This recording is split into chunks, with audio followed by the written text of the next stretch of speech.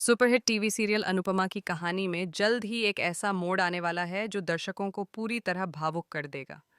आने वाले एपिसोड में एक बेहद दर्दनाक और चौंकाने वाली घटना देखने को मिलेगी, जिसके बाद कई रिश्तों की दिशा ही बदल जाएगी।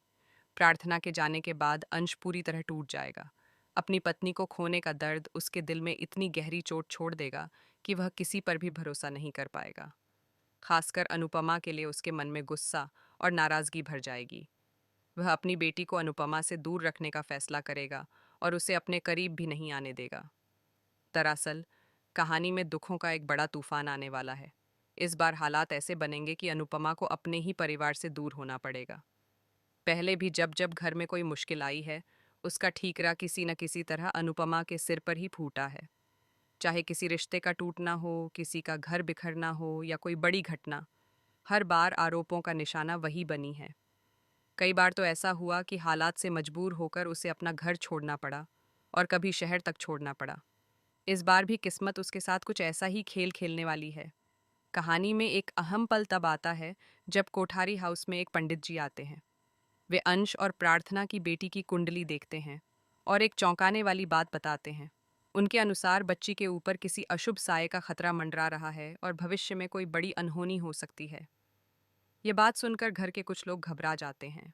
हालांकि परिवार के कई सदस्य तुरंत अनुपमा का साथ देते हैं और साफ कहते हैं कि वह कोई अपशकुनी इंसान नहीं है।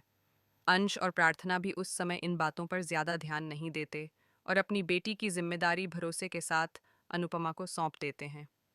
लेकिन आगे चलकर यही भरोसा एक बड़ी गलतफहमी में बदल जाएगा। कहानी में अचानक एक बड़ा हादसा होता है। उस खतरनाक पल में अनुपमा अपनी पूरी कोशिश करती है कि सबको बचा सके, लेकिन हालात इतने बिगड़ जाते हैं कि वह केवल बच्ची को ही सुरक्षित बचा पाती है।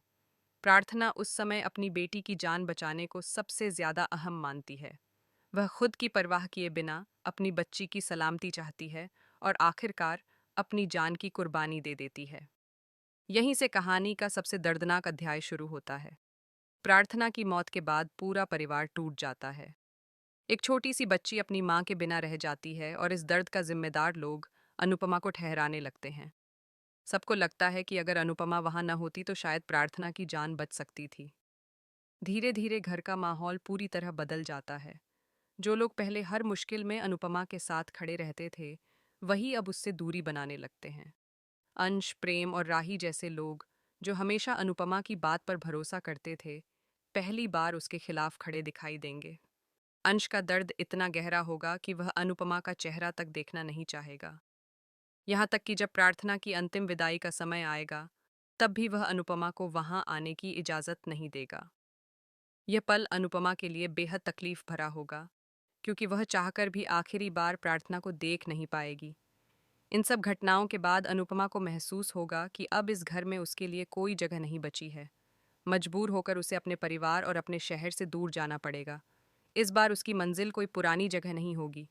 न वह अहमदाबाद में रुकेगी और न ही अमेरिका जाएगी। वह एक नई शुरुआत के लिए गोवा का रास्ता चुनेगी। गोवा में अनुपमा अपनी जिंदगी को नए सिरे से जीने की कोशिश करेगी। वह खुद की पहचान तलाशने निकलेगी और शायद पहली बार अपने लिए जीना सीखेगी। लेकिन उसके पीछे परिवार में हालात और भी उलझते चले जाएंगे।